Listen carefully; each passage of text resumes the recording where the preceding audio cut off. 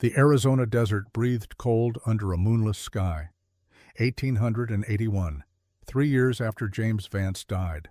3 years after Catherine learned that grief could be weaponized, she moved through darkness like smoke through glass, invisible and inevitable.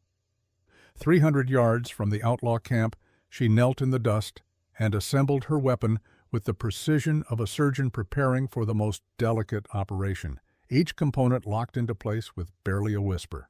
The rifle she called the Widow's Kiss. Custom-forged barrel, hand-tooled stock, mechanisms that transformed intention into execution with perfect, terrible accuracy.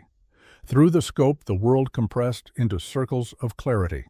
6 men around a campfire, Crimson Brotherhood, Eastern Cell. They laughed. They drank. They had no idea that death was calibrating windage and elevation just beyond the edge of their firelight.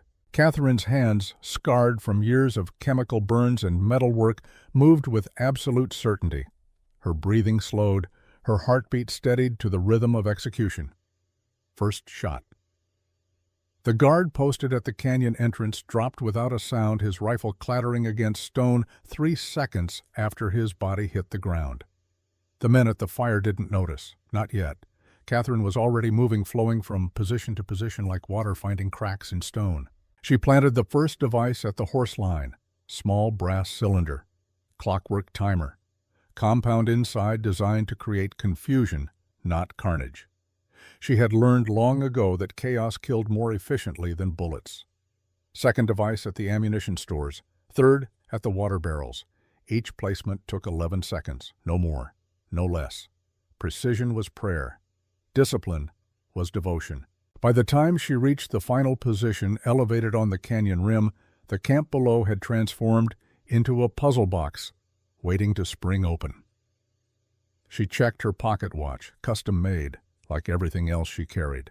15 seconds until activation. 10, 5. The devices triggered in sequence, not explosions. Something worse. The horses stampeded, driven mad by chemical vapors that attacked their most primal fears. Water barrels released a fog that smelled like death and tasted like copper. The ammunition store ignited in a chain of small pops that sounded like gunfire from every direction at once. The outlaws panicked, fired at shadows, at each other, at ghosts that existed only in their chemically altered perceptions. Catherine watched through her scope face, expressionless as carved stone, as 6 men destroyed themselves in 17 seconds. When the last echo faded into desert silence, she spoke. Not to them.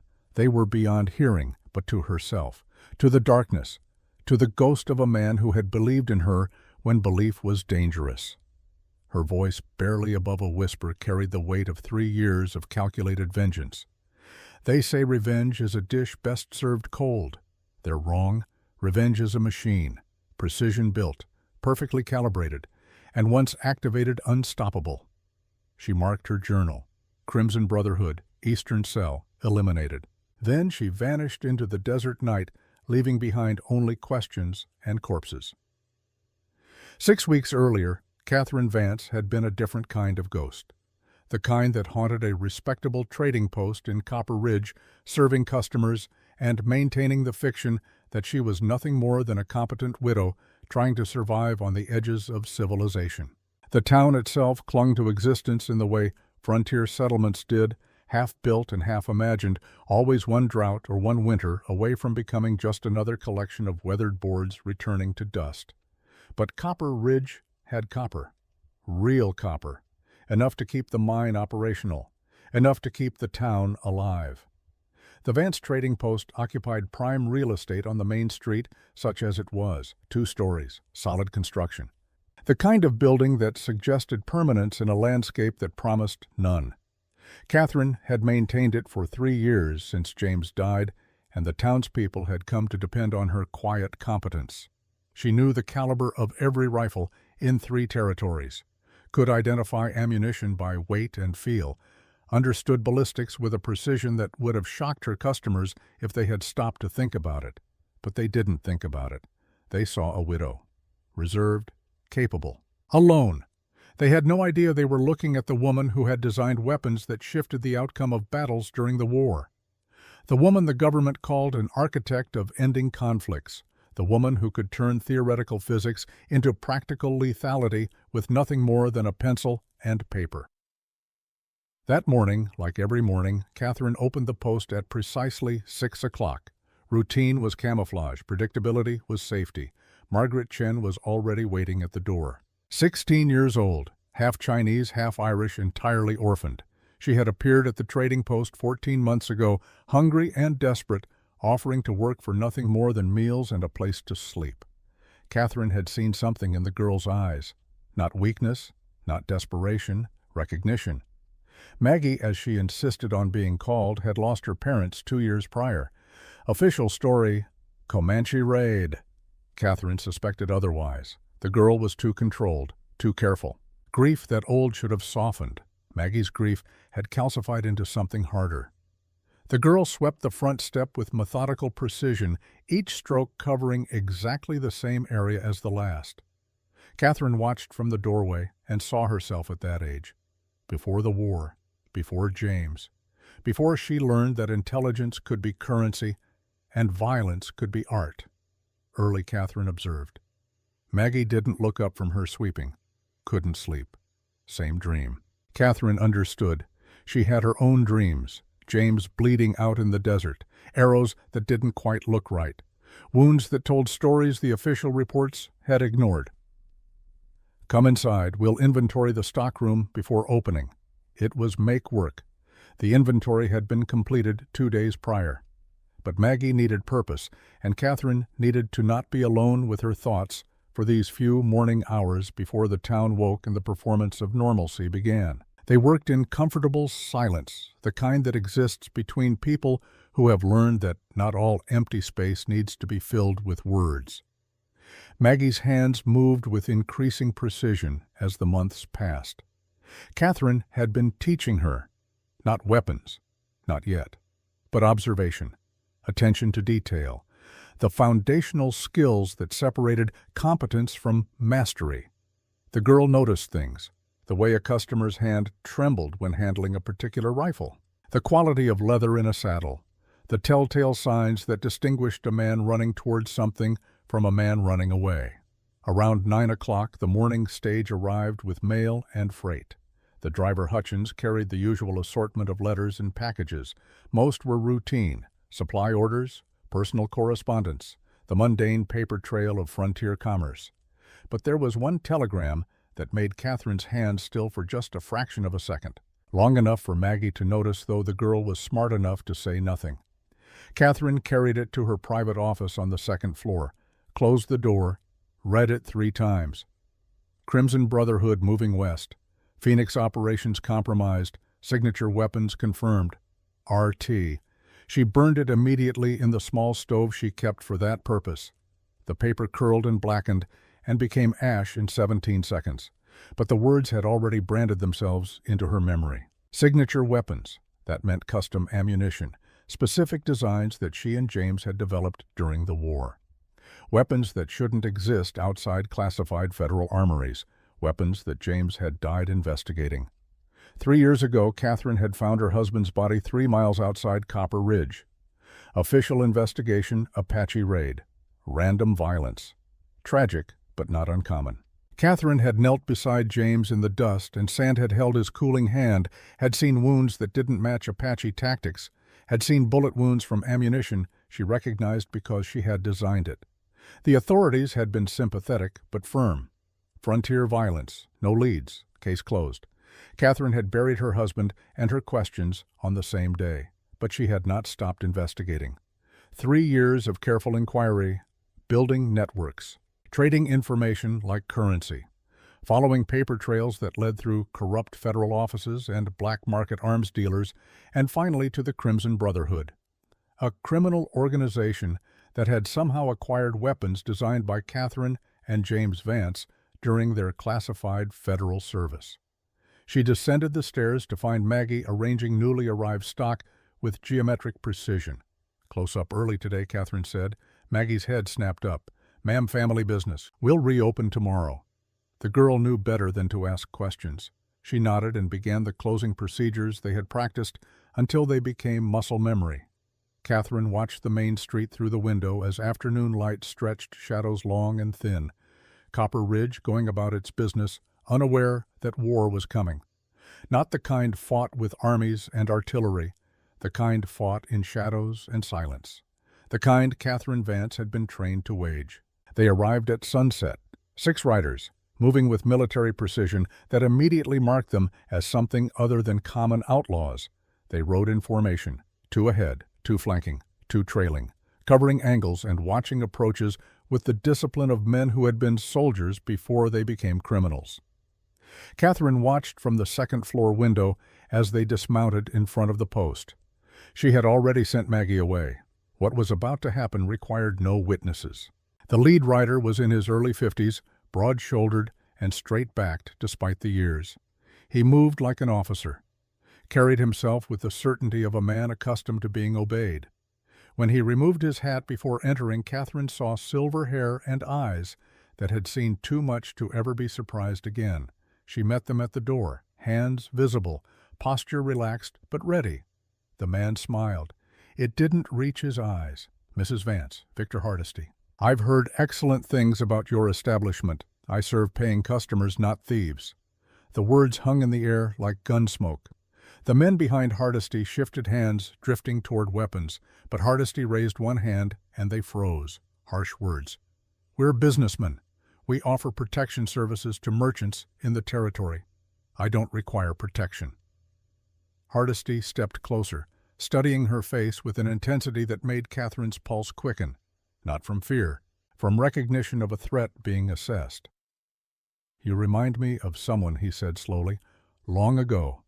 A woman who understood mechanisms, trajectories, the poetry of precision engineering." Catherine's expression didn't change, but inside alarms were screaming. "I'm a shopkeeper, Mr. Hardesty, nothing more." He held her gaze for 3 long seconds, then nodded. "Of course, my apologies. Nevertheless, Copper Ridge now falls under our area of responsibility. Protection fee is $200 monthly, payable in advance. And if I refuse, then accidents happen. Fires, theft, unfortunate incidents involving people you care about."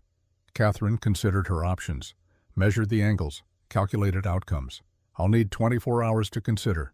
Hardesty replaced his hat. "You have 12. They left as precisely as they had arrived. Catherine watched from the window until they disappeared into the gathering darkness. Then she went to her safe, removed the false bottom, retrieved the weapons she had sworn never to use again. Maggie returned after dark, climbing the back stairs the way Catherine had taught her. The girl found Catherine at her desk, cleaning a pistol with methodical care. "Mrs. Vance." Catherine didn't look up. "You should leave town, tonight. Take the morning stage. What happened?" Men who don't take no for an answer. Maggie's jaw tightened. The expression that crossed her face was pure rage, quickly suppressed, but not quickly enough. "We should fight them," Catherine continued, cleaning the pistol. "We should survive them. There's a difference. But they can't just come in here and demand money. They can't just threaten people. They can. They do. That's how power works on the frontier. Then we make them stop." Catherine finally looked up, saw in Maggie's eyes the same fire that had driven Catherine herself into federal service 2 decades ago. The certainty that justice could be engineered, that violence could be answered with superior violence. It was the look of someone who hadn't yet learned that some battles cost more than winning is worth. "Leave town, Margaret, please." The girl's hands curled into fists. "No." That single word hung between them like a blade. Catherine returned to cleaning the pistol. When she spoke again, her voice was softer, almost gentle. "Then stay out of sight. And whatever happens, trust that I know what I'm doing." Maggie nodded, but Catherine recognized the look in her eyes. It was the same look she had seen in her own mirror for 3 years, the look of someone planning violence. The Crimson Brotherhood returned at noon the next day. Hardesty entered first, 2 men flanking him, professional, alert, hands near weapons but not on them. "Mrs. Vance, your decision." Catherine stood behind the counter, hands visible, expression neutral. "I'll pay. First month in advance, starting next month." She reached beneath the counter. Not for money, for the small pistol she kept there. But before her fingers closed on the grip, Maggie burst through the back door. The girl held a rifle. Old Spencer repeater. Probably hadn't been fired in 5 years. She aimed it at Hardesty with shaking hands. Get out! Get out of her store! Time crystallized. Catherine saw it all in perfect clarity. Hardesty's men drawing weapons, Maggie's finger tightening on the trigger. The trajectory of violence about to be unleashed. She moved. Not toward the gun beneath the counter, toward Maggie. No. But she was 3 steps too far. Maggie fired. The Spencer kicked hard. The shot went wide, punching through the ceiling in an explosion of dust and splinters. Hardesty's men returned fire. Not at Maggie, at the shelves behind the counter, at the stock, at 3 years of careful construction of normalcy. Catherine hit Maggie from the side, driving them both behind the heavy oak counter as bullets chewed through merchandise and shattered bottles and turned the trading post into a war zone. When the shooting stopped, Catherine's ears rang with silence. Hardesty's voice, perfectly calm, carried over the wreckage. That was unfortunate. We'll be back tomorrow, Mrs. Vance. Perhaps you'll be more cooperative after you've had time to reconsider your priorities. Boots on wood, the door opening and closing, hoofbeats fading into afternoon heat. Catherine released Maggie and stood, surveyed the damage. It could have been worse, much worse, but it was bad enough. Maggie was crying, shaking, looking at the destruction she had caused. I'm sorry. I couldn't let them, I thought. Catherine slapped her. The sound cracked through the ruined store like a whip. Maggie's head snapped to the side. She stared at Catherine with wide, shocked eyes. Survival first, Catherine said, her voice cold as January wind. Pride later, always survival first. Maggie touched her reddening cheek. Tears cut tracks through the gun smoke residue on her face. What do we do? Catherine looked around the store, at 3 years of carefully constructed cover, at the lie she had been living while hunting the men who killed James. Then she smiled. It was not a pleasant expression. We burn it. Maggie blinked. What, they want to destroy this place to send a message. We'll send one first. She began moving through the store, selecting items. Accelerants, specific placements, the same precision she had used for 3 years while dismantling Crimson Brotherhood operations across the territory. Help me move the stock worth saving to the basement. Everything else burns. But why? Because Catherine said, pouring lamp oil in careful lines, I need them to think they've won. I need them confident. I need them to believe I'm just a helpless widow whose world they've destroyed. Are you? Catherine struck a match. Watch the flame dance. Number 1. I'm the woman who's going to erase them from existence, but they don't need to know that yet. She dropped the match. Fire bloomed, hungry and bright. It caught the oil and raced along the paths Catherine had designed, spreading with geometric precision through the trading post. Within minutes, the entire first floor was engulfed. Catherine and Maggie escaped through the basement, emerging a block away to watch smoke rise black and thick into the afternoon sky. Townspeople rushed with buckets, but the fire was too far advanced. By sunset, the Vance trading post was nothing but charred timbers and ash. The citizens of Copper Ridge offered sympathy and support. Catherine accepted both with appropriate gratitude, played the role of devastated widow perfectly. Because she had been playing roles for so long, she sometimes forgot which one was real. When full dark fell, she led Maggie into the desert. Where are we going to show you who I really am? They walked for an hour, following paths that existed only in Catherine's memory. The desert at night was a different world. Cold where day had been hot, silent where day had been filled with the scrape and buzz of life. Stars overhead, sharp enough to cut. Finally, Catherine stopped at what appeared to be nothing but another stretch of rock and sand. She knelt, brushed away loose stones, revealed a wooden panel set flush with the ground, lifted it to show a ladder descending into darkness. After you. Maggie climbed down. Catherine followed, pulling the panel closed above them, struck a match, lit an oil lamp. The cave opened around them like a secret kept in stone. Not large, 20 feet by 30, but every inch was utilized with surgical efficiency. Workbench, tools, chemicals in labeled bottles, and weapons, custom rifles, modified pistols, ammunition that didn't exist in any standard catalog. Maggie turned in a slow circle, trying to comprehend. What is this place? Catherine set the lamp on the workbench, began lighting others until the cave glowed with warm light that made the weapons gleam. This is who I was, who I am. She moved to a chest, opened it, removed a leather portfolio. Inside documents, federal contracts, classified stamps, diagrams of weapon systems that wouldn't exist for another decade. 3 years ago, my husband James was murdered. Official report said Apache raid. Random violence. She laid out photographs, James's body, close-ups of wounds. Forensic details the official investigation had ignored. These injuries weren't made by arrows or knives. They were made by bullets.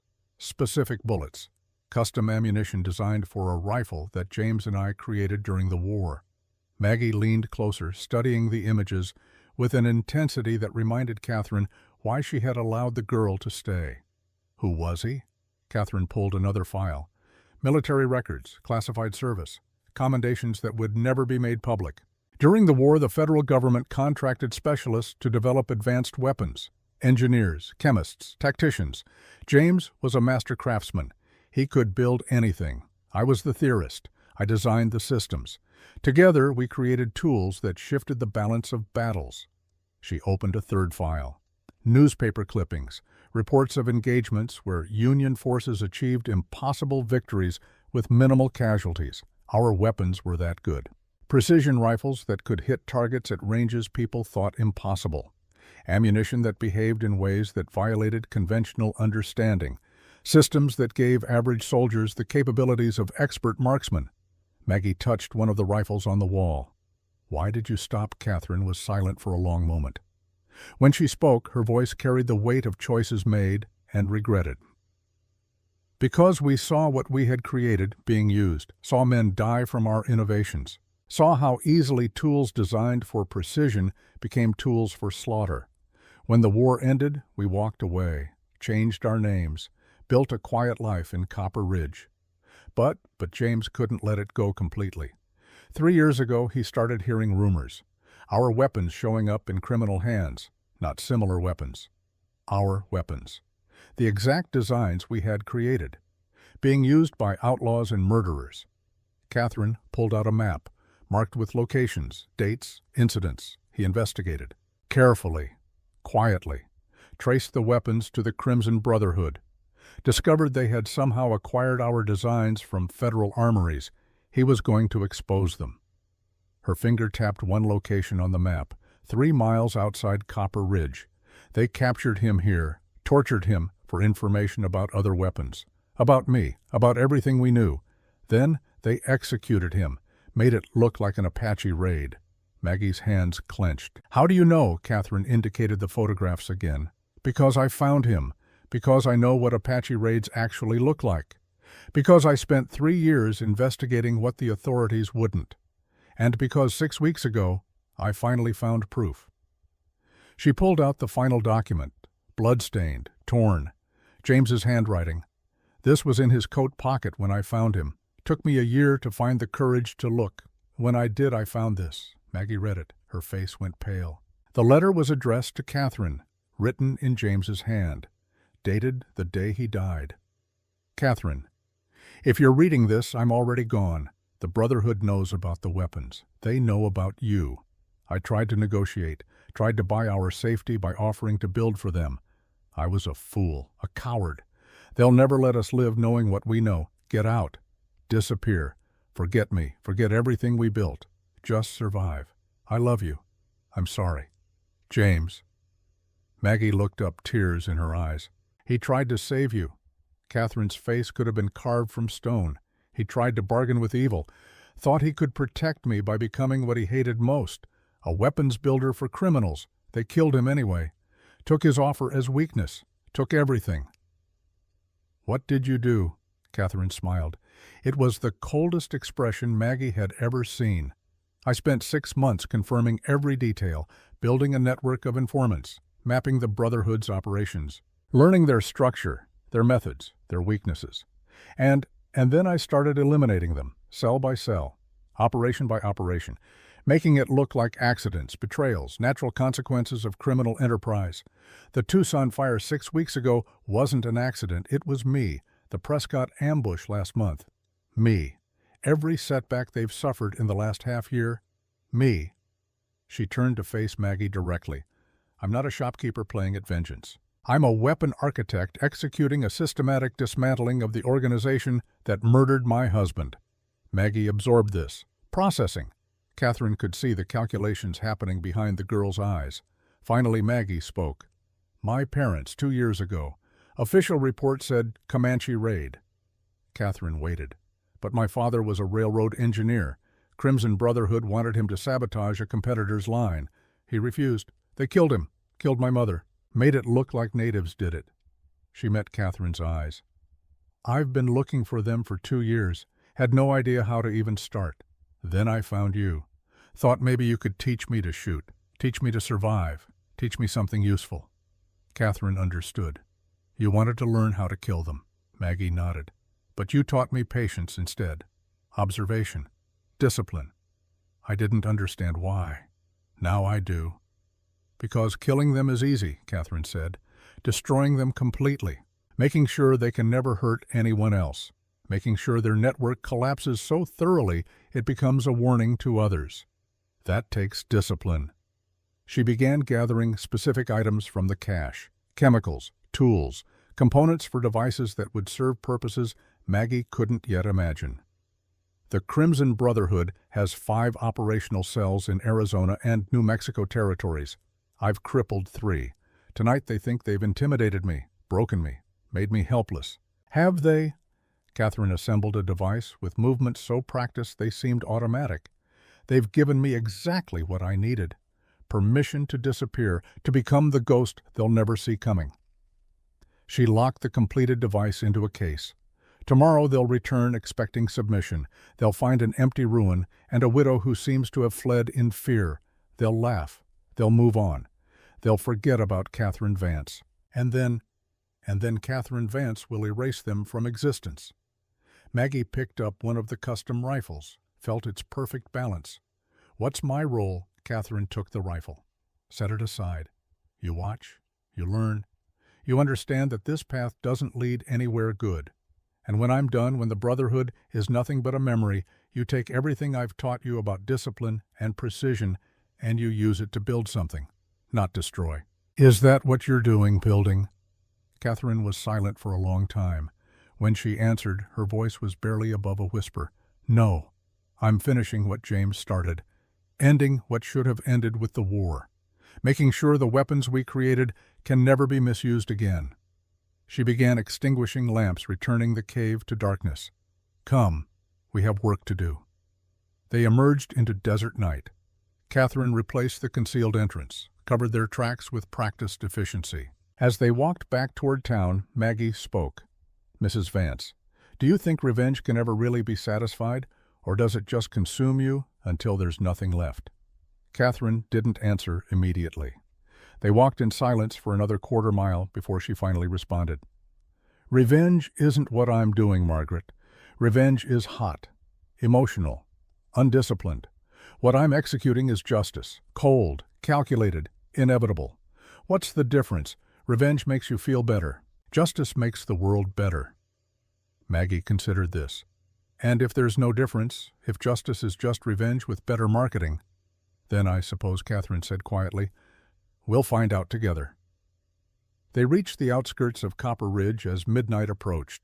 The ruins of the trading post still smoldered, sending occasional sparks spiraling into darkness. Deputy Marshal Owen Falk was waiting. He stood in the shadows near what had been the front door hat, in hands expression grave. When Catherine approached, he straightened. Mrs. Vance, I'm sorry about your property. Catherine nodded acknowledgement. Falk studied her face in the dim light of dying embers. Funny thing, I've been marshal in Copper Ridge for 6 years. In that time, we've had exactly 3 major fires. All of them started in very specific ways, very precise, almost like they were engineered. Catherine's expression didn't change. Accidents happen, Marshal, do they?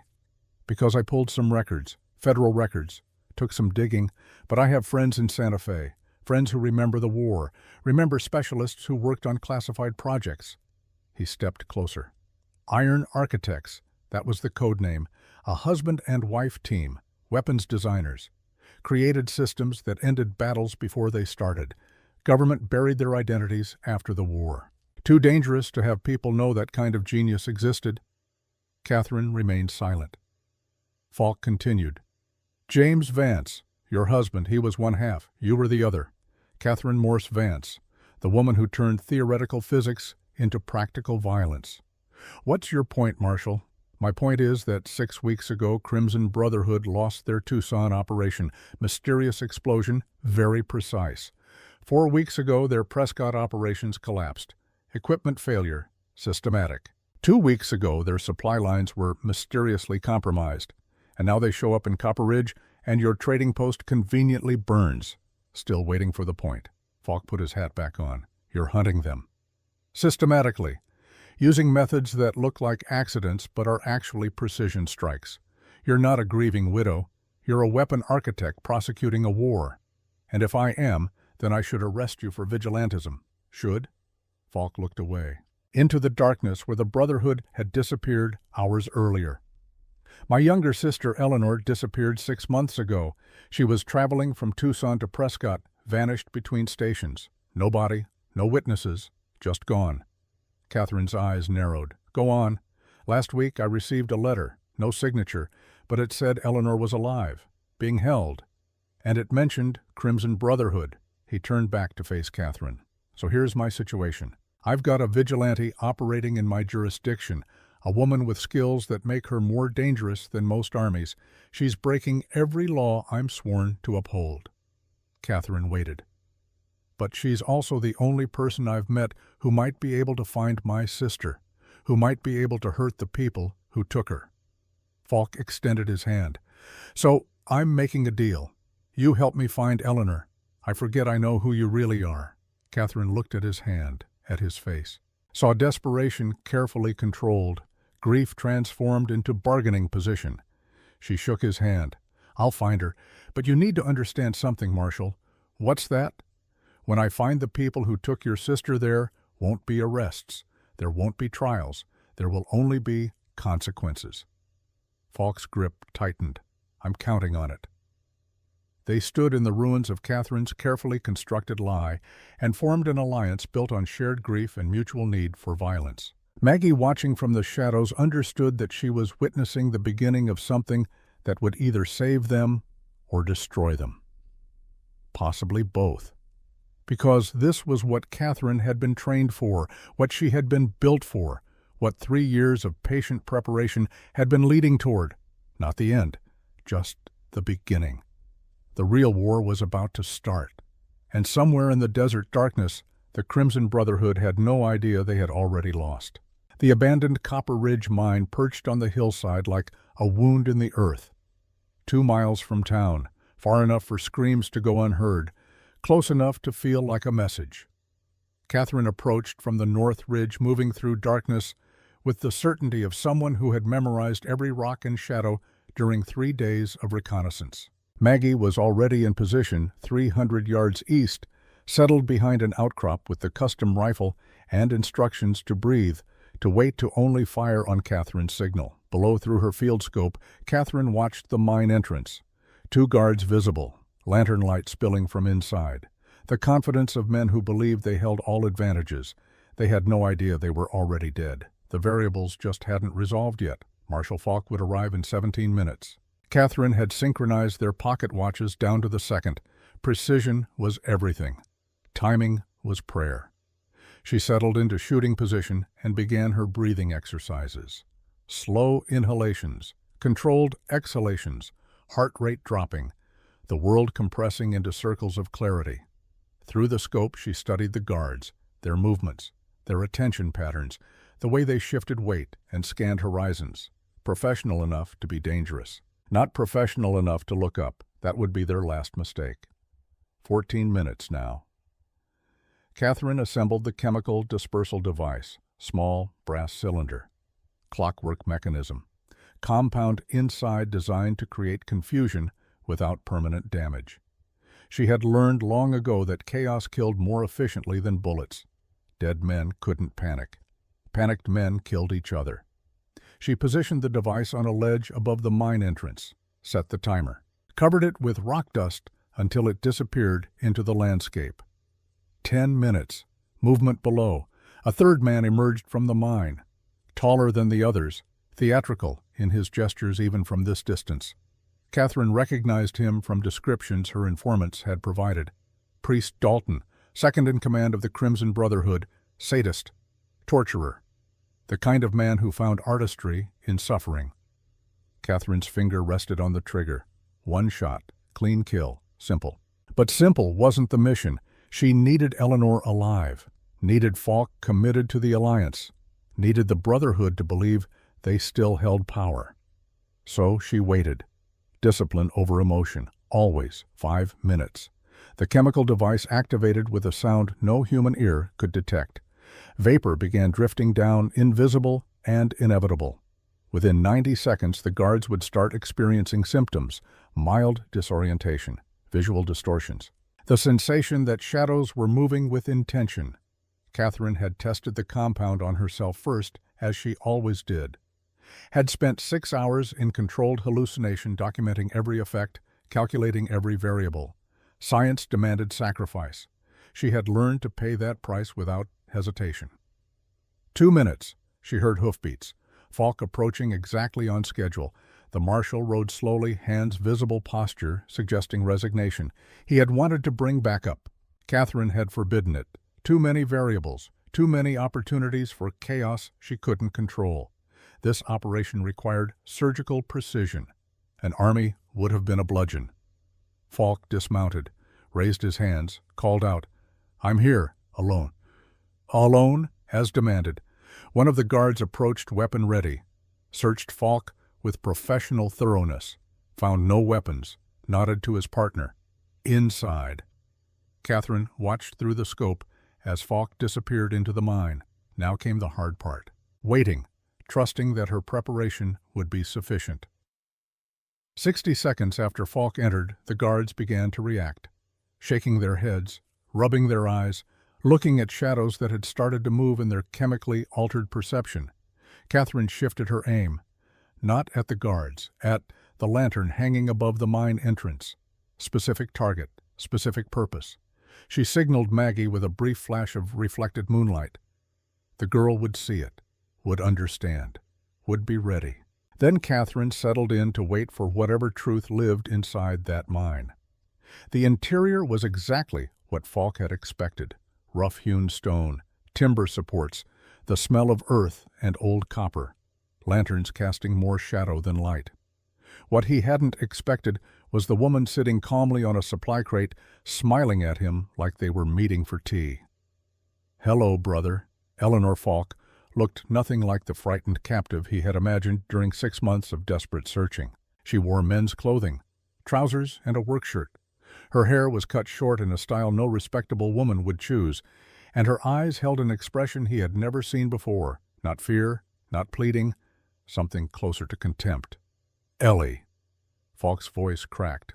"What did they do to you?" Priest Dalton stepped from the shadows, tall and angular with the kind of face that suggested intelligence twisted into cruelty. He rested one hand possessively on Eleanor's shoulder. "She came to me willingly, Marshal." "Didn't you, darling?" Eleanor leaned into his touch. "He saved me, Owen. 8 months ago, 3 men cornered me in an alley in Tucson. They were going to. You know what they were going to do." Falk felt his world tilting. "Why didn't you come home? Why didn't you tell me?" "Because I didn't want to come home." Eleanor stood, voice rising. "Back to that suffocating town. Back to you, watching every move I made, deciding who I could see, where I could go, what kind of life I was allowed to have." Priest smiled. It was the expression of a man who had won a game no one else knew they were playing. "Your sister is free now, Marshal. Free from expectations, free from judgment, free from the cage you called protection." Falk looked between them, trying to understand, trying to find the sister he remembered in this stranger wearing her face. "This isn't freedom, Ellie. This is... He doesn't love you. He's manipulating you." Eleanor's laugh was sharp and bitter. And you loved me? Or did you love the idea of a perfect little sister who would never question, never challenge, never want anything beyond what you deemed appropriate? She moved closer to Falk, eyes blazing. Priest showed me what I could be. Showed me that I didn't have to play the role everyone assigned. I'm not a victim, Owen. I'm not something broken that needs fixing. I chose this. I choose him. Falk felt something breaking inside his chest. Not his heart, something deeper. The foundation upon which he had built his entire understanding of justice and protection and what it meant to save someone. Then why lure me here? If you're so happy, why this trap? Because Priest said, stepping forward, we need you to make a choice. Join us. Use your position as marshal to provide cover, legitimacy, or die here knowing you failed her. Outside, Catherine watched the guards growing more agitated. The chemical compound was working exactly as designed. They were pointing at shadows, arguing about sounds that existed only in their altered perception. Perfect. She aimed at the lantern, calculated wind, elevation, the arc of glass falling. Fired. The lantern exploded, not from the bullet's impact, from the secondary compound Catherine had coated the bullet with, a chemical reaction that turned simple breakage into something that looked like sabotage.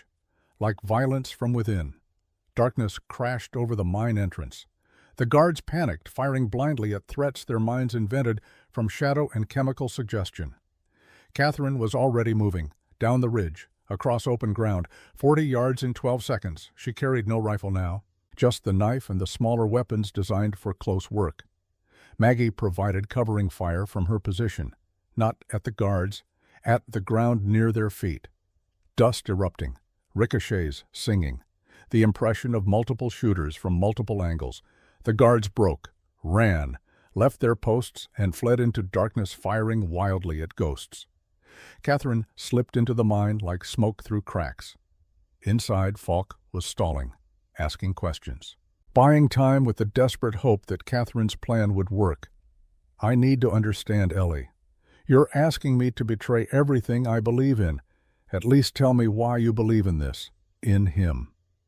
Eleanor opened her mouth to answer. That was when the darkness came. The mine entrance lantern died. Shadows rushed inward. Shouts erupted from outside. Gunfire. Chaos.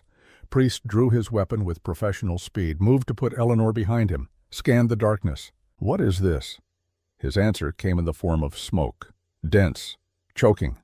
Pouring from canisters that seemed to appear from nowhere. Catherine's chemical fog, non-lethal but disorienting. The mine filled with gray nothing. Falk dropped to the ground as he had been instructed, covered his mouth with the damp cloth Catherine had given him, waited. Eleanor was coughing. Priest was shouting orders to men who couldn't hear him through the smoke and confusion. Then Catherine was there, moving through the fog like she could see through it, which she could. The goggles she wore filtered specific wavelengths, turned Catherine's smoke from obstacle into advantage. She grabbed Falk's arm, pulled him toward the entrance. No words, just motion. Behind them, Priest fired blind. Bullets whined off stone. One passed close enough to Falk's ear that he felt the heat. They burst from the mine into night air. Maggie was already repositioning, providing covering fire that kept anyone from following immediately. Catherine, half-dragged, half-carried Falk 50 yards to where she had cached horses, threw him into the saddle, mounted her own. Eleanor Falk gasped. Chose her path. We chose ours. Ride. They rode hard into darkness. Behind them, the mine erupted into further chaos as more of Catherine's devices activated. Smoke, noise, confusion layered on confusion. By the time Priest and his men organized, their targets were gone, vanished into desert night like they had never existed. 2 miles out, Catherine signaled a halt. Maggie emerged from a different direction, having taken a separate escape route as planned. The girl's hands were shaking. Adrenaline crash. Catherine recognized it, had experienced it herself the first time theory became practice. You did well, Catherine said simply. Maggie nodded, unable to speak yet. Falk dismounted, stood in the darkness, his whole body trembling with something between rage and grief. She chose them, chose him. Catherine checked her weapons, reloaded, prepared for pursuit that might or might not come. Yes. How do I accept that? How do I just leave her there? Catherine finally looked at him. Her expression was neither kind nor cruel, just truthful. You accept that not everyone wants to be saved, that some people choose darkness because it offers something light never could. Freedom from expectation, permission to be what society forbids. That's not freedom, that's delusion, perhaps. But it's her delusion to have. You can't force salvation on someone who doesn't want it, Marshall. That's not rescue. That's just another kind of imprisonment. Falk was silent for a long time. When he spoke again, his voice was hollow. What do I do now? Catherine swung back into the saddle. Now, you decide if you still want justice or if you want to go home and pretend none of this happened. And if I want justice, then understand that the Brotherhood took your sister's agency whether she realizes it or not. Priest manipulated her, used her trauma, twisted her pain into loyalty. That requires consequences. Falk looked back toward where the mine lay hidden in darkness. I can't save her. No, but you can make sure Priest Dalton never does this to anyone else. How Catherine's smile was cold and sharp as winter wind. You helped me dismantle the entire Crimson Brotherhood, every cell, every operation, every man, until there's nothing left but ashes and warnings. Falk nodded slowly, the grief in his eyes transforming into something harder. Tell me what to do. Over the following 3 weeks, Catherine orchestrated a campaign of systematic destruction that would have impressed generals and terrified strategists. The Prescott cell fell first. Catherine didn't attack them. She poisoned their water supply with a compound that caused severe but temporary illness. While they were incapacitated, she walked into their headquarters, cataloged every weapon, every document, every piece of evidence, and vanished. 2 days later, federal marshals raided the location based on an anonymous tip, found the evidence Catherine had arranged, arrested the few men healthy enough to stand. The Flagstaff operation collapsed next. Catherine intercepted an ammunition shipment, replaced standard rounds with sabotaged ones, bullets designed to backfire, to destroy the weapons firing them. When the Brotherhood used them in a robbery 3 days later, their own weapons exploded in their hands. 3 men killed by their own firearms, 4 more injured. The survivors scattered, believing they had been betrayed from within. Paranoia was a weapon. Catherine wielded it with surgical precision. The Tucson communication network was her masterpiece. She spent 4 days infiltrating their operations disguised as a wealthy widow looking to invest in protection services. Made friends, earned trust, learned their code systems. Then she corrupted the codes, subtly. A word changed here. A number shifted there. Small alterations that transformed clear messages into contradictions. Orders to move shipments became orders to destroy them. Instructions to protect allies became instructions to eliminate them. The Brotherhood's communication network turned into a weapon pointed at itself. Within 2 weeks, 3 cells were crippled. The Brotherhood's Western operations were bleeding resources, losing men, watching their empire crack from within, and they had no idea who was attacking them. Maggie participated in each operation, learning, evolving from observer to operator. Catherine watched the girl's transformation with mixed feelings. Pride in her competence, concern about the cost. After the Tucson mission, Catherine found Maggie sketching new plans by firelight in their desert camp. Not weapons, maps, routes. The next phase. You're thinking ahead, Catherine observed. Maggie looked up, trying to. You make it look easy, the planning, the execution, staying 3 steps ahead. It's not easy, it's just practice, years of it. Catherine sat across from her. But there's something else you need to understand. Every operation takes something from you, piece by piece, until one day you look in the mirror and wonder who's looking back. Maggie set down her pencil. Is that what happened to you? Catherine was quiet for a long moment. I chose this path knowing the cost. You still have time to choose differently. What if I don't want to? Then that's your choice, but make it consciously, with full understanding of what you're trading. Maggie looked into the fire. My parents have been dead for 2 years. I've been carrying their blood on my hands the whole time. At least now I'm doing something about it. Doing something and becoming something aren't the same. Be careful which one you prioritize. They sat in comfortable silence, the kind built from shared danger and mutual respect. Finally, Maggie spoke again. "There's something I need to tell you about my parents." "Go ahead. My father was a railroad engineer. Crimson Brotherhood wanted him to rig explosives on a competitor's line." "Make it look like an accident." He refused. Catherine listened.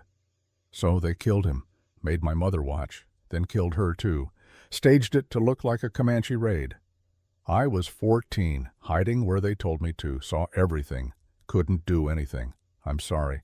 I wanted to tell you because I need you to know I understand. What you're doing, why you can't stop, why you won't stop until they're all gone." She met Catherine's eyes.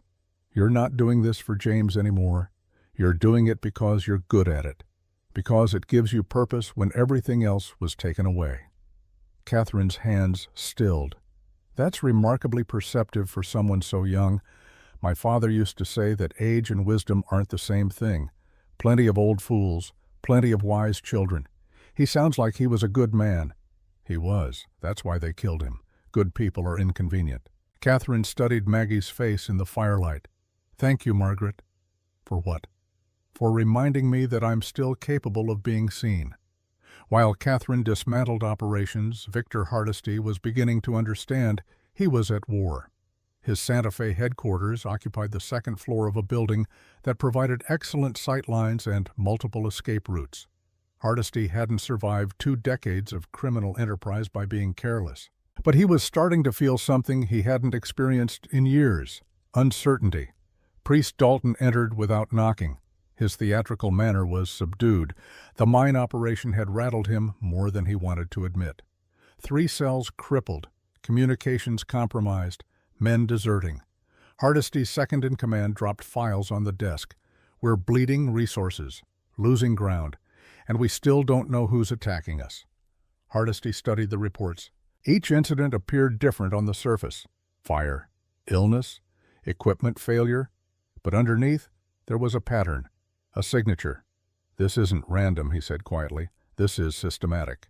He pulled files from his own collection, federal records, classified documents that had cost him considerable resources to obtain. During the war, there were specialists, weapons architects. They designed systems that won battles before they started. Priest leaned forward. "What kind of systems?" "The kind that looked like accidents, natural failures, acts of God, but were actually precision strikes engineered to cause maximum disruption with minimal evidence." He opened a file marked classified. There was a team, husband and wife. Codename Iron Architects. They created weapons that shouldn't have existed, ammunition that behaved in impossible ways, chemical compounds that altered perception, mechanical devices that triggered chain reactions. What happened to them? Government buried their identities after the war.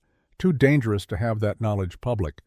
But there were rumors that they changed names, disappeared into the frontier, tried to live quiet lives. Hardesty's finger traced a line of text. The husband's name was James Vance. Priest went pale. "The man we killed 3 years ago, who was investigating our weapons acquisition, yes." Hardesty looked up. "I never met his wife. He kept her identity protected. Said she was retired. Out of the life."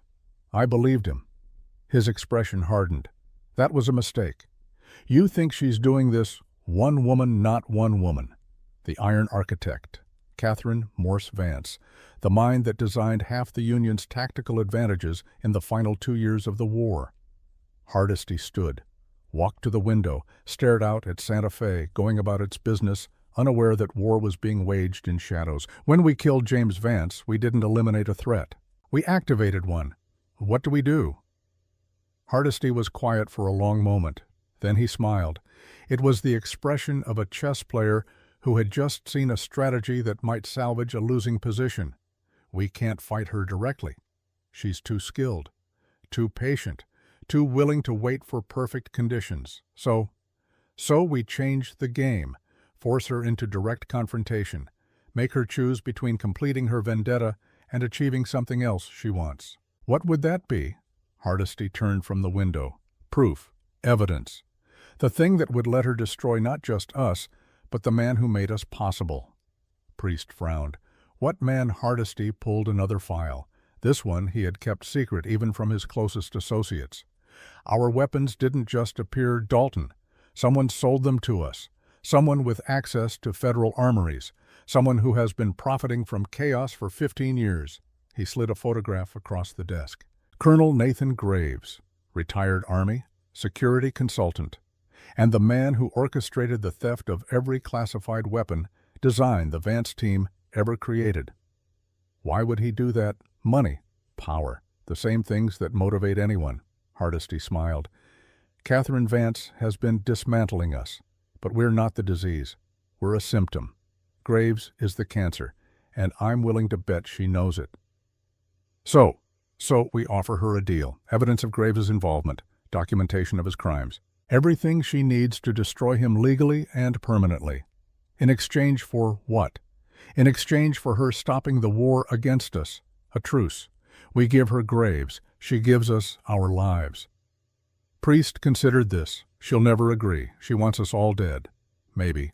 But she's not driven by emotion. She's driven by structure, by solving problems systematically. We present her with a bigger problem, a choice between destroying us or destroying the man who made us possible.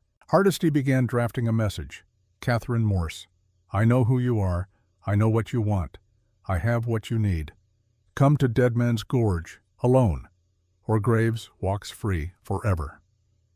5 days later, the message reached Catherine through channels she had established for exactly this purpose. She read it 3 times, then showed it to Falk and Maggie. It's a trap, Falk said immediately. Obviously, Catherine replied. So we ignore it. No, we spring it, but on our terms. She spread maps across the table. Dead Man's Gorge, narrow canyon, limited access. Perfect kill box if you controlled the high ground. Maggie studied the terrain. He'll have men positioned, expecting you to walk into an ambush, which is exactly what I'll do. That's suicide. Catherine smiled. Only if they're better at this than I am. She began marking positions, angles, approach vectors. Hardesty thinks he's offering a deal, evidence for peace. But what he's really offering is confirmation of what that Colonel Nathan Graves exists, that he's vulnerable, that there's a chain of evidence connecting him to the Brotherhood. Catherine's finger traced lines on the map. I've suspected Graves for months, had pieces, fragments, but nothing concrete enough to move against him. Hardesty just confirmed he has proof. So, we take it. We record him confessing, and we use it to destroy both Hardesty and Graves. How Catherine pulled out a device, brass and glass, delicate mechanisms visible through transparent panels, recording technology, wax cylinder phonograph. Edison invented in '77. I've modified it, made it portable, concealable. She demonstrated its operation. Every word Hardesty speaks gets recorded, preserved, evidence that can't be denied or explained away. And if he just kills you instead of talking, then you and Maggie finish what I started. All my intelligence is documented. All my methods are recorded. You'll have everything you need. Falk shook his head. There has to be another way. There isn't. Not if we want to end this completely. Not if we want to make sure it never happens again. She looked at both of them. The Crimson Brotherhood is just a tool. Graves is the hand wielding it. We can destroy the tool, but the hand will just pick up another. We need to sever the hand permanently. Maggie spoke quietly. When tomorrow? Hardesty specified dawn. He'll expect me to arrive later to scout to prepare. So I'll be there before sunrise, already in position when his men take theirs. Catherine began loading equipment with practiced efficiency. Falk, you'll coordinate with federal marshals. Have them positioned 5 miles out. They move on my signal. What signal? Red flare. When you see it, come fast. And me, Maggie asked. You're my insurance. If this goes wrong, if I don't come back, you take all my documentation to the territorial governor. You make sure Graves doesn't escape justice. Maggie nodded. I won't let you down. I know. That night, Catherine sat alone in the darkness, not cleaning weapons this time. Instead, she wrote letters, one to Maggie, instructions if Catherine didn't return, one to Falk, thanking him for the alliance, one to James, words she had never been able to say while he lived. Maggie found her at the window watching stars. Can't sleep, the girl asked. Too much to think about. Are you afraid always? Fear keeps you sharp, keeps you careful. She turned to face Maggie. James used to say that courage wasn't the absence of fear. It was acting despite it, doing what needed to be done even when everything inside you screamed to run. Do you miss him every day, every hour, every breath? Then why risk dying tomorrow? Why not just walk away, take what you've accomplished, and survive? Catherine was quiet for a long time, because walking away means letting graves continue, means other women will get letters like I got. Other families will be destroyed by weapons that should never have existed. She looked at Maggie. I can't stop that by hiding. I can only stop it by removing the source, completely, permanently, even if it costs you everything, especially then. That's what justice demands, not sacrifice from others, sacrifice from yourself. The two women sat in comfortable silence as night slowly surrendered to dawn. Finally, Catherine stood. It's time. She gathered her equipment, the recording device, the weapons, the tools of her trade. At the door she paused, looked back at Maggie. Thank you for what? For reminding me what I'm fighting for. It's not revenge. It's preventing the next tragedy, the next James, the next you, she smiled. That's worth dying for. Then she was gone, moving into pre-dawn darkness, toward a confrontation that would either end the war or end her. Maggie watched her go, then began her own preparations. Because if Catherine fell, someone would need to finish what she started, and Margaret Chen had learned from the very best. Deadman's Gorge waited in the desert like an open mouth. Catherine approached from the north, moving through darkness 3 hours before dawn. She found her position on the western rim, settled in, began setting up the recording device and preparing sight lines. Below she could see Hardesty's men taking positions, 12 of them, maybe more, all armed, all professional. They thought they were setting a trap. They had no idea they were already caught in one. Catherine smiled in the darkness, checked her weapons one final time, and waited for sunrise. When Hardesty arrived, she would be ready, and one way or another, the truth would finally come to light. Dawn came to Deadman's Gorge like blood seeping into cloth, slow, inevitable, staining everything it touched. Catherine had been in position for 4 hours, long enough for her body to become part of the landscape, long enough for the cold to settle into her bones, long enough to watch Hardesty's men take their positions with the confidence of predators who believed they controlled the killing ground. They were wrong. Through her field scope she counted positions, 12 men visible, Hardesty himself centered below, standing in the natural amphitheater at the gorge's heart. Priest Dalton at his right hand. Eleanor Falk positioned behind them, a trophy meant to wound Falk when he arrived. Except Falk wasn't coming. Catherine had changed the plan 3 days ago. The marshal was too emotionally compromised, too likely to make desperate choices when he saw his sister. So she had sent him to coordinate with federal authorities instead, given him a different role. One that kept him useful without being vulnerable. Maggie was in position 300 yards north. Catherine could just make out her silhouette against the pre-dawn sky if she knew exactly where to look. The girl had learned well, moved like smoke, thought like a tactician.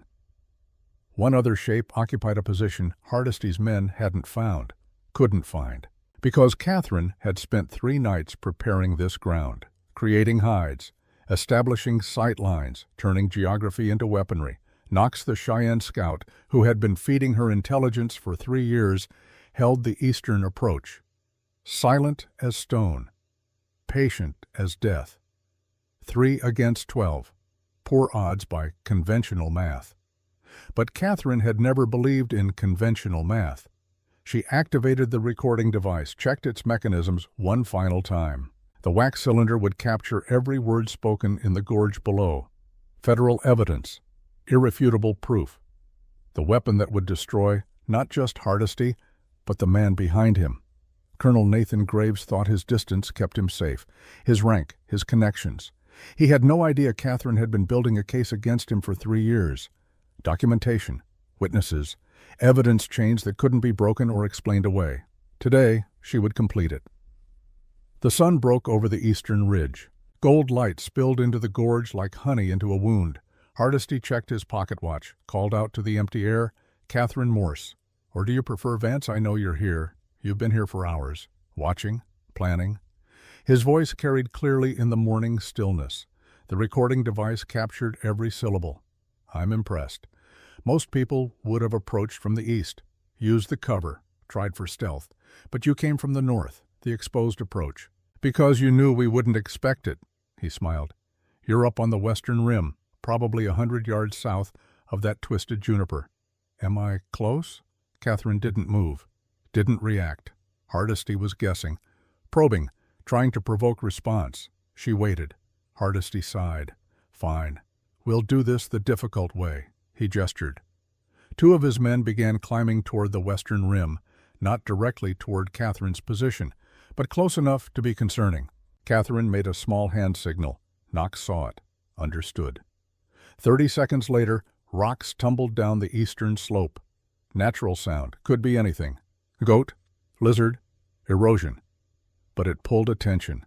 The climbing men paused, looked toward the sound, created a 2-second window. Maggie fired. Not at the men, at the rock face 10 feet above them. The bullet sparked, ricocheted, created the impression of fire from a completely different angle. The climbers scrambled for cover, shouted warnings, pointed in wrong directions. Hardesty's smile faded. "So, you brought friends. How many?" "Where?" Catherine finally spoke.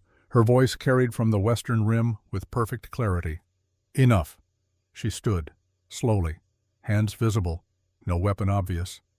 "I'm coming down, alone, to talk."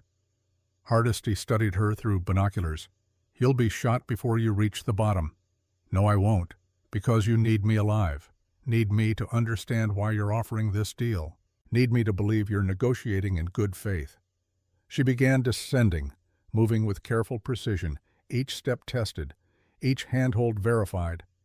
Priest Dalton raised his rifle, tracked her movement. Hardesty pushed the barrel down. "Let her come." Catherine reached the gorge floor 3 minutes later, stood 20 feet from Hardesty, hands at her sides, relaxed but ready. For a moment neither spoke.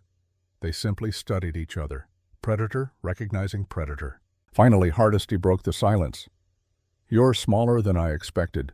James always described you as this towering intellect, formidable presence. You look like someone's school teacher. Appearances deceive. You should know that by now." "Fair point." Hardesty gestured to a flat rock. "Sit.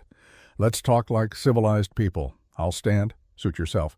He pulled papers from his coat, spread them on a nearby boulder. Catherine could see official letterhead, federal seals, documentation. "Everything you need to destroy Colonel Nathan Graves.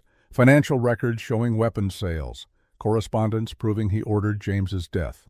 Testimony from subordinates willing to testify in exchange for immunity." Catherine didn't move toward the papers. "Why give this to me?" "Because you've crippled my organization.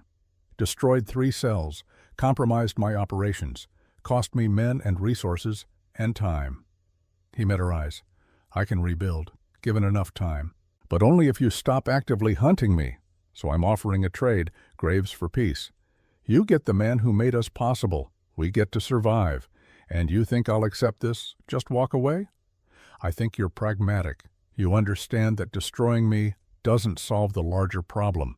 Graves will just find another tool, create another brotherhood. The cycle continues.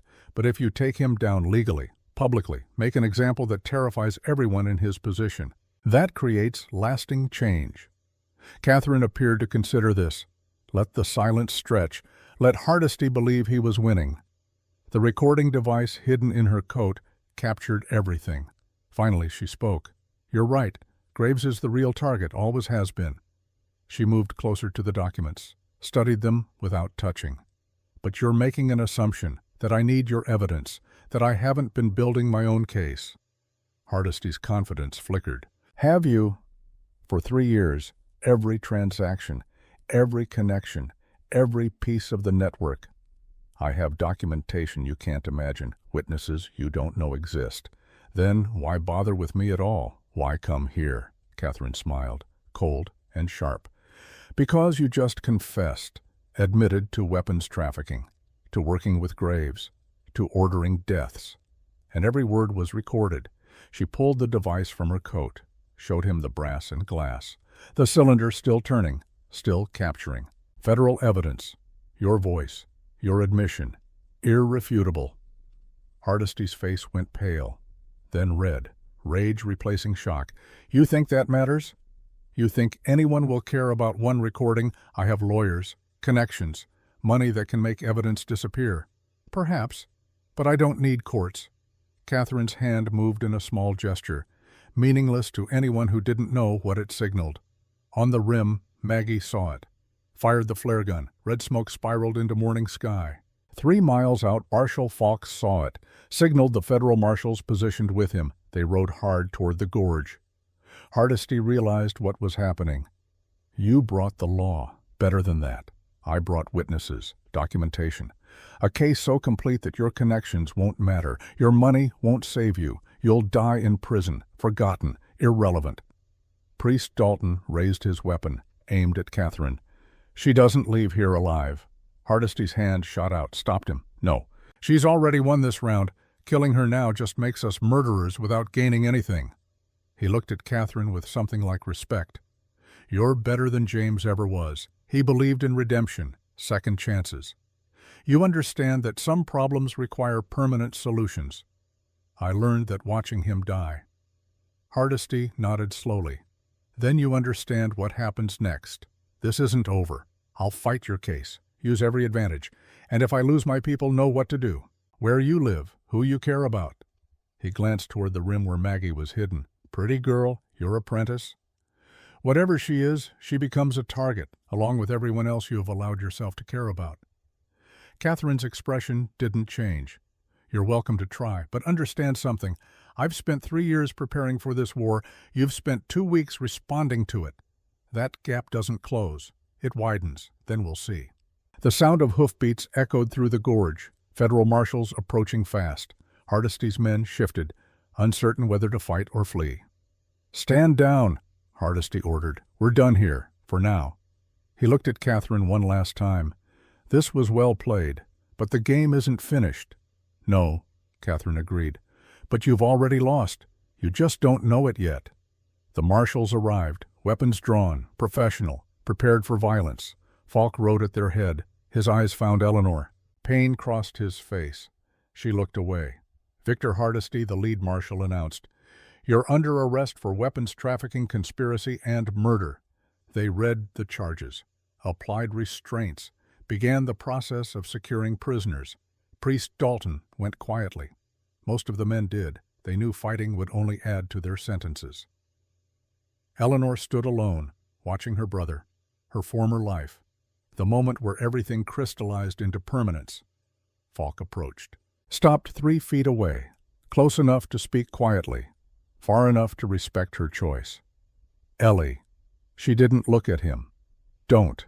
I'm not here to save you. I'm here to tell you I understand. Finally. Now she looked, surprise in her eyes. You wanted freedom from my expectations, from the cage I built, calling it protection. You were right. I was suffocating you. Owen, he continued as if she hadn't spoken, but freedom doesn't mean choosing someone who manipulates your trauma, who uses your pain as leverage. Priest didn't save you, Ellie. He recruited you. There's a difference. Her eyes filled with tears. You don't understand what he did for me. Maybe not. But I understand what he took from you. Your ability to trust your own choices. Your confidence that you could survive without him. That's not love. That's ownership. Falk stepped back. I'm not asking you to come home. I'm asking you to think about whether the freedom you have is real or just another kind of prison with different walls. He turned, walked away, left her standing there with tears on her face and questions in her eyes. Catherine watched this exchange from a distance, understanding that some wounds couldn't be healed by violence or justice, only by time and choice and the courage to see truth. Maggie descended from her position, joined Catherine as the prisoners were loaded for transport. Is it done? The girl asked. This part. But Hardesty was right about one thing. Graves is still free, still dangerous, still capable of creating another Brotherhood. So what do we do? Catherine smiled. We finish it. Completely. Permanently. She pulled out a telegram, pre-written, ready to send, but not with bullets, with something Graves fears more than death. What's that exposure?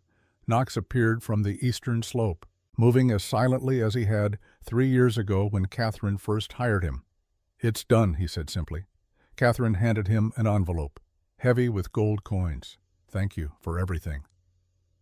Knox studied her face. "You walk a hard path, Catherine Vance, harder than most could bear. Someone has to." He nodded once, then pulled another envelope from his coat. "Official-looking, government seals. Before I go, this is for you. Took me 2 years to gather. Land deeds. Proof that Cheyenne territories weren't legally forfeit during the war. Federal acknowledgement that the seizures were invalid." Catherine took it, understanding what it meant. This could restore thousands of acres to your people. Could, if presented properly, if someone with connections pushes it through the right channels. You want me to help. I want you to finish what you started. Justice isn't just for white widows. It's for everyone the powerful have crushed. Catherine nodded slowly. "I'll make sure this reaches the right people. You have my word. That's all I needed." Knox turned to leave, paused. "Your husband, James. He was a good man. Tried to do right even when it cost him. You honor him by finishing what he couldn't. Then he was gone, disappearing into the hills like smoke. Their alliance complete. Both debts paid." Maggie watched him go. "Will we see him again?" Catherine folded the land documents carefully. "I hope so, but if not, we gave him what he needed. That's enough." 5 days later, Catherine walked into the finest hotel in Santa Fe, dressed like a successful businesswoman, hair styled, bearing confident. She looked nothing like the widow who had operated a trading post in Copper Ridge, nothing like the ghost who had dismantled criminal operations across 2 territories. She looked like someone Colonel Nathan Graves might actually agree to meet. His suite occupied the entire top floor. 2 guards at the elevator. Professional. Alert. Catherine presented her card. Mrs. Eleanor Blackwood. Mining interests. Investment opportunities. The guards checked a list, found her name, let her pass. Graves' secretary showed her into a sitting room decorated with military memorabilia and expensive art. The colonel himself stood by the window, silver-haired, distinguished, every inch the respected officer. "Mrs. Blackwood, thank you for coming." He gestured to a chair. She sat, accepted tea, played the role. "I appreciate you taking the time, Colonel. Your reputation in security consultation is quite impressive. I do what I can to help stabilize the frontier. Lawlessness benefits no one." Catherine sipped tea. "Let silence build." Graves filled it. "Your telegram mentioned substantial mining interests, claims that require protection from both criminal elements and corporate rivals." "Yes. I've recently acquired several properties in Arizona Territory. Rich deposits, significant value. But the local situation is unstable." She leaned forward. "I need someone with your expertise, your connections, your understanding of how power actually works on the frontier." Graves smiled, the expression of a man who believed he was in control. "I'm certain we can reach an arrangement." Catherine set down her teacup. "Before we discuss specifics, I need to know something. Your methods, how you ensure security, what exactly you're willing to do to protect client interests." "Whatever is necessary, Mrs. Blackwood, within legal bounds, of course." "Of course." She pulled papers from her bag, spread them on the table between them. "These are the properties in question. I've done preliminary research. The criminal organization most likely to cause problems is the Crimson Brotherhood. Are you familiar with them?" Graves's expression flickered, just for an instant, but Catherine caught it. "I've heard the name. Violent, organized, dangerous. Yes. In fact, I've learned they have access to quite sophisticated weapons, military grade, custom designed, things that shouldn't exist outside federal armories." She watched his face carefully. "Any idea how criminals might acquire such things?" Graves sipped his own tea, taking time to compose his response. "Corruption, most likely. Someone in the supply chain. Perhaps multiple someones. The frontier is vast. Oversight is limited." Catherine pulled more papers. These had federal seals. Official stamps. Graves couldn't see the details from his position, but he could see enough. "I've been investigating, trying to understand the threat landscape before committing resources. And I've discovered something interesting. Oh, a pattern. Weapons theft from federal armories. always from facilities you previously commanded or inspected, always systems designed by classified contractors, always ending up in criminal hands. She looked up, met his eyes directly. "Quite the coincidence, don't you think, Colonel Graves?" The temperature in the room dropped 10 degrees. Graves set down his teacup with exaggerated care. "Mrs. Blackwood, if that's even your real name, I think this meeting is concluded." "Oh, we're just getting started." Catherine dropped the pretense. Let her real voice through, the one that had commanded respect and fear during the war. "My name is Catherine Morse Vance. My husband James was murdered 3 years ago on your orders. I've spent 3 years building a case against you, documentation of every theft, every sale, every death." Graves stood, moved toward his desk. Catherine didn't pull a weapon, didn't need to. "Sit down." He froze. Something in her voice, in her eyes, the certainty of someone who held all advantages. "You won't shoot me," he said, but his voice shook. "Not here. Guards outside. Too much risk." "You're right. I won't shoot you," she smiled. "I'm going to do something much worse." From her bag she pulled newspapers. Tomorrow's editions from 3 territorial papers, already printed, already distributed. The front pages showed Graves's photograph. Headlines screamed his crimes. Articles detailed evidence Catherine had provided to journalists. Federal documents, witness testimony, financial records, everything. Graves grabbed one, scanned it. His face went from angry to pale to green. "You can't. This is... How did you... Investigative journalism, anonymous sources. Public interest, all completely legal." She stood, moved to the door. "By tomorrow morning, 5,000 copies will be distributed across 3 territories. Your name will be synonymous with treason, corruption, murder." "You'll fight this in court," Graves said, his voice shaking. "You'll be sued for libel. With what evidence everything in those articles is documented, verified, true. Your own records, damn you." She opened the door. "You wanted to stay hidden. Protected by distance and rank and connections. I've stripped all that away. Now the whole territory knows what you are." Graves sank into his chair. "Ruin me in court. I'll beat the charges. Money buys justice, perhaps. But it doesn't buy back reputation. Your military contacts will abandon you. Your business associates will deny knowing you. Your friends will discover they were always busy." Catherine paused in the doorway. "You'll live, but you'll live as a pariah, shunned, powerless. Watching everything you built crumble to dust. That's justice, Colonel, not death. Permanent, public, inescapable shame." "Wait."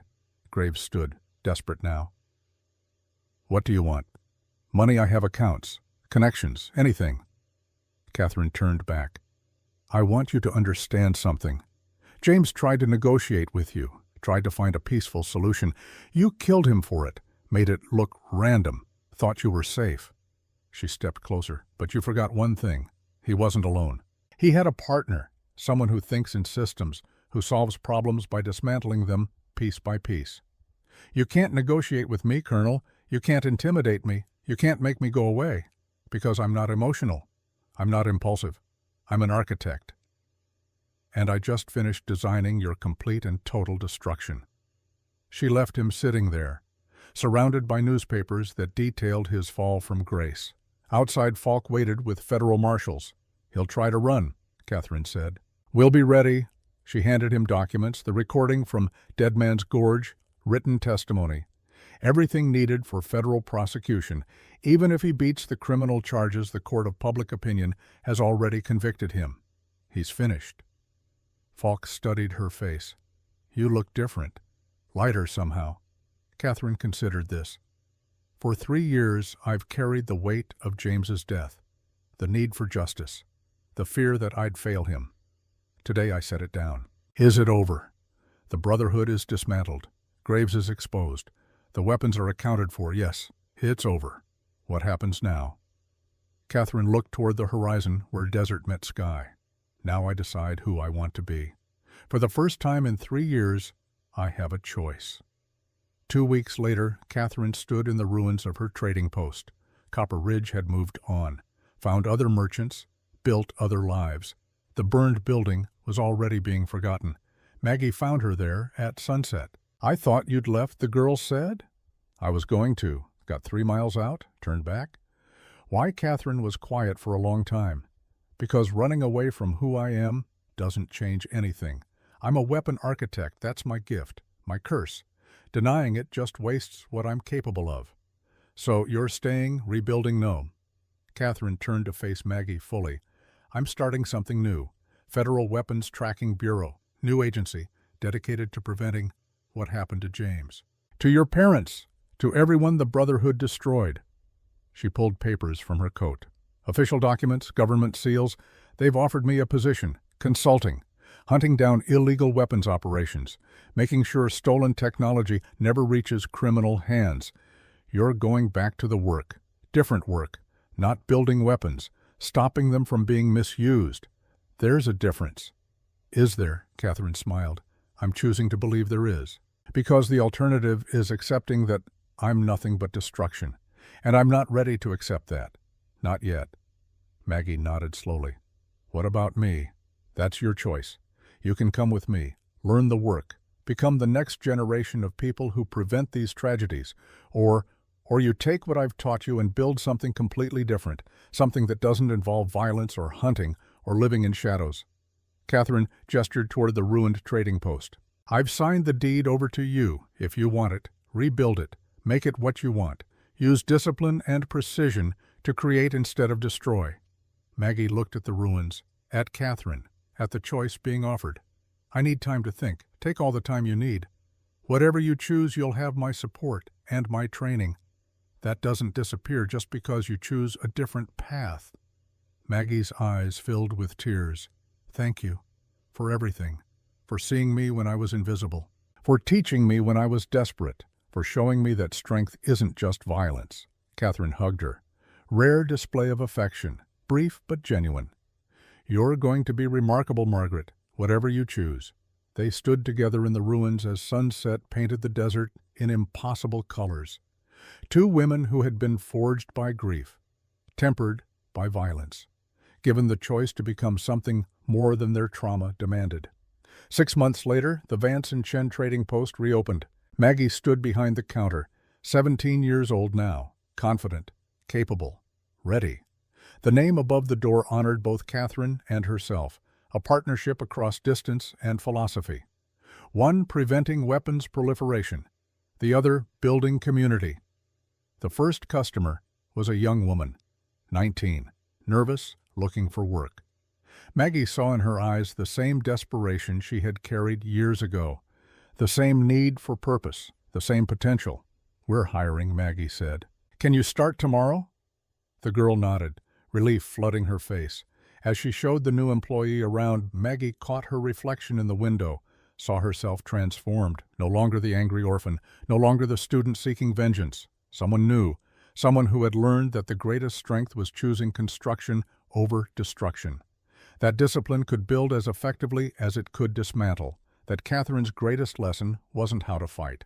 It was how to choose when not to. Catherine herself was 200 miles away, standing in a federal office in Denver, reviewing intelligence on a weapons trafficking operation in Colorado territory. Her new partner, Agent Sarah Morrison, spread photographs across the table. Stolen dynamite, military detonators. Someone's planning something big. Catherine studied the evidence with the same precision she had brought to every operation. But now her goal wasn't vengeance. It was prevention, stopping the next tragedy before it started. When do we leave? She asked. Dawn tomorrow. She nodded, began making preparations. The same methodical approach, the same tactical brilliance, but serving a different purpose. That evening, she wrote letters, one to Maggie, checking on the business, offering advice, maintaining connection, one to Falk. He had relocated to San Francisco, closer to the institution where Eleanor was receiving treatment, visiting weekly, learning to support without controlling. James's photograph sat on her desk. She touched it gently. I'm not who you wanted me to be. I couldn't walk away from this work, couldn't pretend I was just a shopkeeper, but I'm trying to honor what you believed in, using these skills to protect instead of punish, to prevent instead of avenge. She smiled sadly. Maybe that's enough. Maybe that's the best I can manage. The photograph offered no answer, just memory, just the face of a man who had believed in her when belief was dangerous. She left it on the desk, turned to her maps and intelligence reports, to the work that would never end but might make a difference. 1 year after Dead Man's Gorge, Victor Hardesty died in federal prison, shanked by another inmate over a gambling debt. Quick, messy, forgotten within a week. Priest Dalton was sentenced to 25 years, lost appeal after appeal, settled into the slow death of confinement. Colonel Nathan Graves faced trial. The evidence was overwhelming. Federal documents, witness testimony, Catherine's meticulous case construction. He was found guilty on all charges, sentenced to 25 years hard labor. He died in prison 3 years into his sentence. Official cause, heart failure, unofficial. The shame and isolation had broken him. Some said he stopped eating, stopped fighting, just gave up. His name remained synonymous with corruption and betrayal. A cautionary tale told in military academies, a warning about what happened when honor died and greed took its place. Eleanor Falk was released after 2 years of treatment.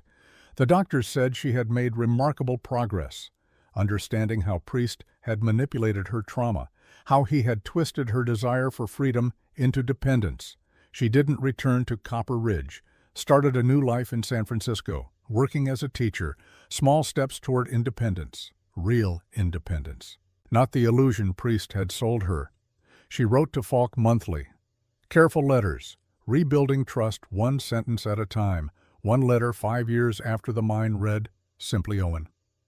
I'm ready. Can we try again? Slowly coffee next Sunday. E. Falk wrote back immediately, yes. The Crimson Brotherhood ceased to exist. Its network dismantled, its members scattered.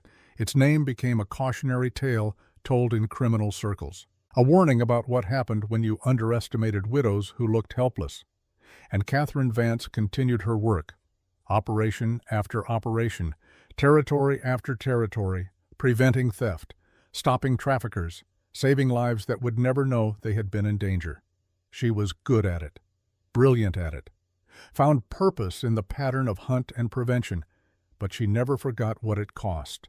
The loneliness, the distance, the way violence became comfortable even when serving justice. 10 years after James's death, Catherine stood before a class of federal agents, teaching, passing knowledge to the next generation. Weapons are tools. Tools reflect intent. Your job isn't to destroy, it's to prevent destruction. After class, a young agent approached. Ma'am, there's a situation in Montana, stolen military technology. They're requesting you specifically. Catherine smiled, tired but purposeful. Tell them I'll be there tomorrow. She walked to the window. Sunset over Washington, D.C., so far from Copper Ridge, from James, from the woman she'd been. But the work continued, would always continue. Behind her on the wall hung a photograph, Catherine and James, young, smiling, before war, before loss, before transformation.